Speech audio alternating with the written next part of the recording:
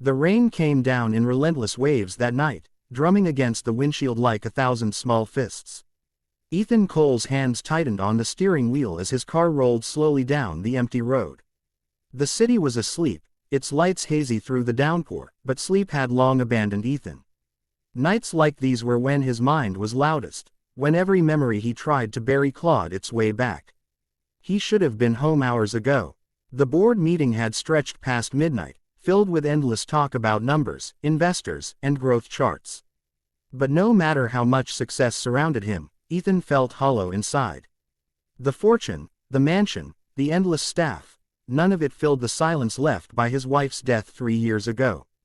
Since then, his life had become a series of meetings and business trips, each one just a distraction from the emptiness that clung to him like a shadow. He slowed the car as lightning flashed, momentarily lighting up the street. That's when he saw her. A figure on the side of the road, soaked and stumbling, cradling something small in her arms. For a moment, Ethan thought it was his imagination, perhaps a mirage conjured by exhaustion. But then she raised her hand and knocked weakly on his window. He almost didn't stop. Instinct told him not to get involved. People always wanted something from him: money, favors, sympathy he didn't have to give. But this wasn't a social call. The woman's eyes, wide and desperate through the glass, told a different story. Her lips moved, but he couldn't hear her over the roar of the rain. With a sigh, Ethan pressed the button, lowering the window just an inch. "Please," the woman's voice cracked, barely audible. "My child. He's very sick. We've been walking for hours. Please, can you help us?" Ethan's gaze dropped to the small bundle in her arms. A boy, maybe 3 or 4, wrapped in a thin, soaked blanket. The child's lips were pale, his body limp. Ethan felt his pulse quicken. For a second, he froze, the memory of another small boy, his own, flashing before his eyes. The same fever, the same helpless stillness. He unlocked the door. "Get in." The woman hesitated, her instincts torn between fear and hope, but desperation won. She climbed in carefully, clutching the child tightly, water dripping onto the leather seats. She looked embarrassed, whispering, "I'm sorry, sir. I didn't mean to." "Don't," Ethan cut in quietly, already turning up the heater. "Just tell me where you were going." "The hospital," she said, her voice trembling. "The county one. It's the only place that treats people without insurance. But it's so far, and," her voice broke, "I thought I could make it. I didn't know the storm would get this bad." Ethan said nothing. He pulled back onto the road, the car slicing through the rain. The woman sat silently beside him, clutching the boy's hand. Every so often, she looked at the child's face, whispering his name, Liam, like a prayer. The silence in the car was heavy. Ethan glanced at her briefly. She couldn't have been more than 25, her clothes threadbare, her face pale from exhaustion. Yet there was something strong in her gaze, something that reminded him of the way his wife used to look at their son. Fierce, unyielding love. "How long has he been sick?" Ethan asked finally. 2 days, she said softly. "I gave him what I could, water, a blanket, but the fever wouldn't break. When he stopped responding, I panicked. The clinics near our old neighborhood wouldn't take us without payment.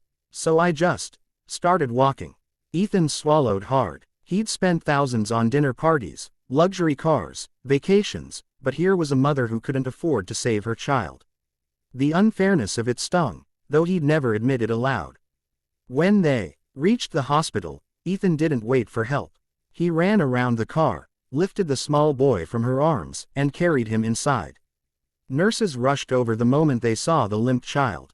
Ethan's tailored suit was soaked through, but he didn't care. "Severe fever," the nurse said, checking the boy. "He needs treatment right away." They wheeled Liam into the emergency room. The woman, Maya, she introduced herself in a trembling whisper, collapsed onto a chair in the waiting area, her face pale and eyes hollow. Ethan stood near her, hands shoved into his pockets, unsure what to say. He had never been good at comforting people. Minutes crawled by before the doctor returned. "The boy's stable," he said, offering a small smile. "We'll keep him overnight, but he's going to be fine. You brought him just in time." Maya covered her face with her hands, sobbing quietly in relief. Ethan exhaled, tension he didn't realize he was holding finally easing. When she finally looked up at him, her eyes were red. "Thank you, Mr. Cole," he said simply. "Ethan Cole." Her breath caught. Recognition flickered in her eyes. "You're the CEO of Cole Dynamics." Ethan nodded, uncomfortable under her gaze. "It doesn't matter." "But it does," she said softly. "You didn't have to stop. Most people wouldn't have." He shrugged. "You had a child in your arms. I did what anyone should have done." She smiled faintly. "Not anyone. But thank you. You saved him." Ethan didn't reply. He wasn't sure how to respond to gratitude anymore. The last time someone had thanked him, it had been his wife, right before she lost their son. That night still haunted him, the helplessness, the rain, the silence afterward. When Maya turned to check on Liam again, Ethan quietly stepped back. He wasn't sure why, but he couldn't bring himself to leave completely. Something about her, the raw strength in her weakness, kept him rooted there. Hours passed before the nurses said she could see her child. Ethan stayed until dawn without realizing it. The rain had stopped when he finally walked out of the hospital. For a moment, he stood in the parking lot, looking up at the soft morning light breaking through the clouds. It felt different somehow, less heavy. But the image of Maya and her son lingered in his mind. He told himself it was just concern, just wanting to make sure they were all right. Yet, the next morning, he found himself calling the hospital to check on Liam's condition.